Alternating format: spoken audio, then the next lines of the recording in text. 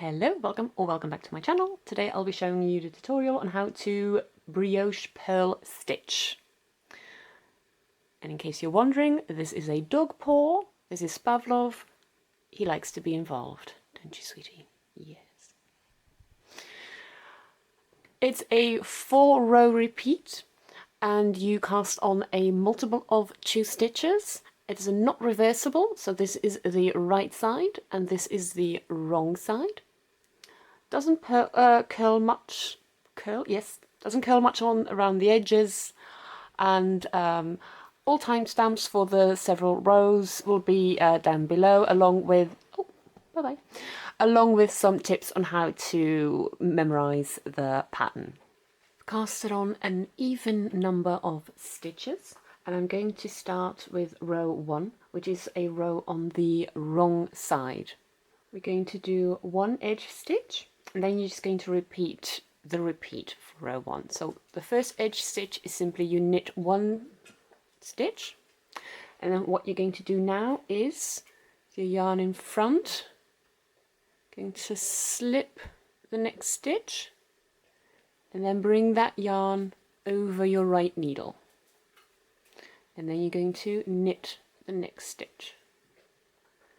So if you slow the next step down, it is yarn in front between your needles, slip the next stitch, and then bring your yarn over it and knit the next stitch. Sped up, you can also just place your yarn over your left needle and just do that. I find that a little bit quicker, but whatever gets you in the rhythm. So you simply repeat the yarn over, slip 1 stitch, and then bring the yarn over your right needle, knit 1, rolls off the tongue. You repeat that all the way to the end, those 2 stitches eventually, and then you knit your last stitch knitwise. Row 2, we are now on the right side. You're going to knit 2 stitches. Those are your 2 edge stitches. They're all on this side. So knit 1, knit 2, and then you're going to do the next repeat. You see this stitch with the yarn over it, you're going to brioche knit this together. So that's a brioche knit stitch. And you're also just going to knit the next stitch, which is a purl stitch, but you're going to knit it.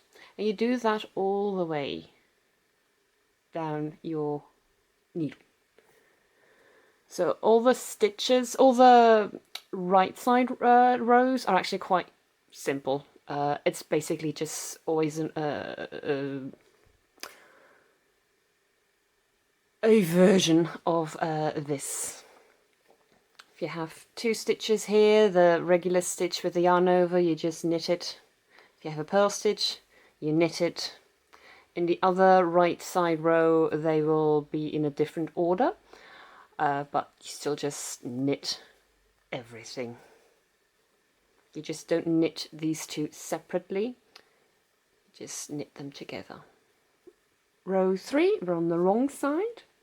All the edge stitches are in the beginning of the row, so you're just going to knit 2 stitches. And then you're going to do the same repeat as before in the previous wrong side row. You bring your yarn in front, you slip your stitch, and then you bring your yarn over your right needle and you keep it resting there. And you knit the next stitch. And you repeat that. Yarn in front, slip, and bring it over. Knit. Or you can just put your yarn over your left needle and then you slip it in all in one go. I find that gives it an easier rhythm, but you just do what is easiest for you. We are now at row 4, back on the right side. So you either knit it or you brioche knit it every stitch.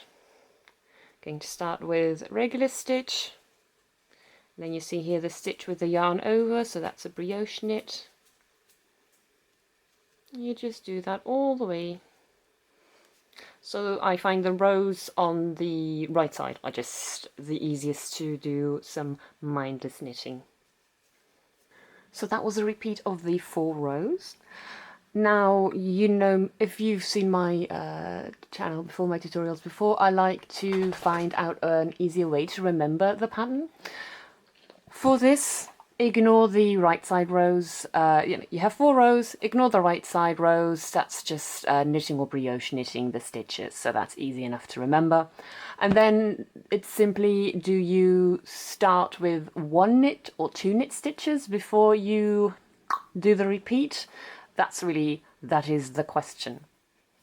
You can either, if it's something that you're doing solely this stitch, you can either keep a stitch marker on your right needle or whichever needle and only click it backwards and forwards between 1, 2, 1, 2 when you're doing a wrong side row. If it's a 1, then you know you just have to do 1 knit stitch. If it's a 2, you know you have to do 2 knit stitches before you do your yarn over slip-on stitch repeat. If and you just ignore the wrong side rows.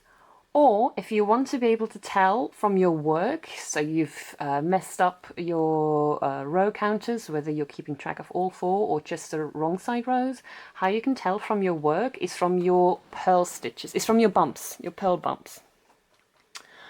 So when you're on the wrong side, you either have to do a yarn over slip stitch with the 2nd stitch or the 3rd stitch on your needle. So all you have to look is at the bumps. Not always easy to tell, I do admit that. But this one here is a single yarn, it's just 1. Here, you can more feel it because it's more thicker, but if I can just slip them apart, you see, these are 2 threads. So this was a yarn over in the previous wrong side row. So it now has to be here for this time. Next wrong side row, this bump will be a lot thicker. So I'll have to do the yarn over slip stitch on the 3rd stitch. So that's how you can tell where your first one has to go. And once you know your first one, you just follow the repeat. Hope that was helpful. If so, give a like.